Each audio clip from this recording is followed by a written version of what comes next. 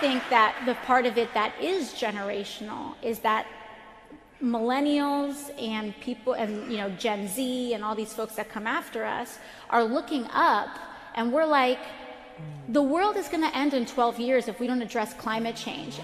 And so if we are going to confront any of these challenges, whether it's challenges to the economy or a system of healthcare or public education or confronting climate change before it is too late within the 10 years that we have left to us to act, then the single greatest mechanism that humankind has ever devised to call forth the power of the people, a democracy, must be fixed.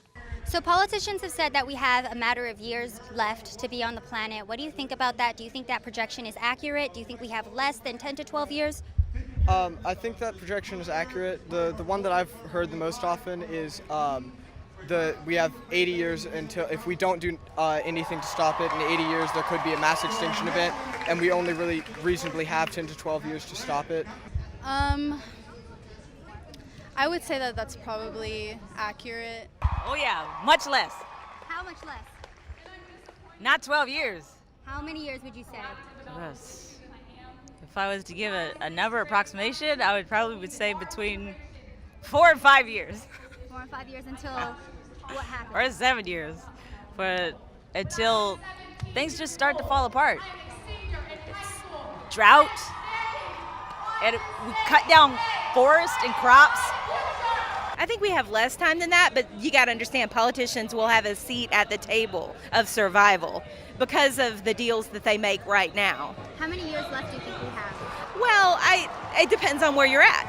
If you're in Detroit, where it does not get very warm, the seasons are, I would say you have 100 to 200 years left. If you live in Canada, you might have 300 years left. But if you live in Florida or Austin or California or Mexico in general,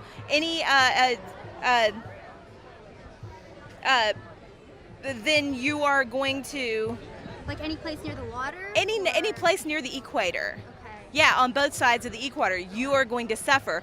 I think it's a possibility. I think some organizations are starting to help us make changes, but it's a lot slower than we would like it to be. So.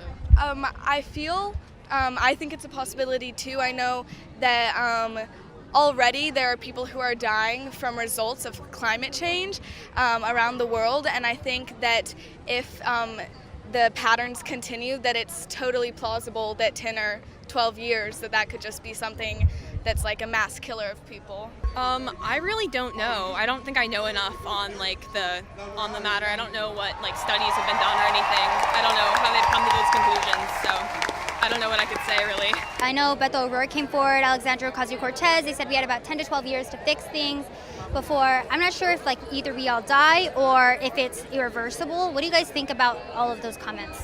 I think it's that amount of time till it's irreversible, but once it's irreversible, we're kind of done for. There's nothing else we can do. It's kind of scare tactics sometimes, but you kind of have to scare people to jumpstart them to do anything about it because, like she said, there is data to back it up about the way things are headed. I mean, it is about fear and whether it's happening, whether those things are going to happen in a matter of years or a matter of millions of years. It's going to happen eventually. So if we can scare people into making a difference now and save that for even later, then... What would you say to the people who say that climate change activists are just really extreme or overly exaggerated, saying that we're either going to burn to death or that the earth is going to flood? What would you say to that? I think that honestly, yes, there are some extremes in climate change, but I think that we need those extremes because we have such, especially in politicians, no one's really doing anything, so I think we have to have those extremes to have something happen. A lot of the times I've read news stories about how climate activists are over-exaggerated by saying we're either going to burn up or, drown to death. What do you guys think about those claims? What do you guys think about those news stories that try to debunk climate change?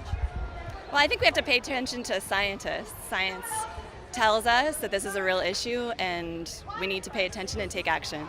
There's no over-exaggeration. Many of our biggest cities are in low-lying areas that would be completely flooded if the sea level rose even just a few feet, and it will if we do nothing. Honestly, I'm not sure. I think it would be more plausible for it to be a bit more slow and a bit less understated than us just burning to death, but we will die. I'm sure of it. Well, folks, we heard a lot of facts and statistics today, and well, it, we're gonna die. This has been Savannah Hernandez with Action 7 News.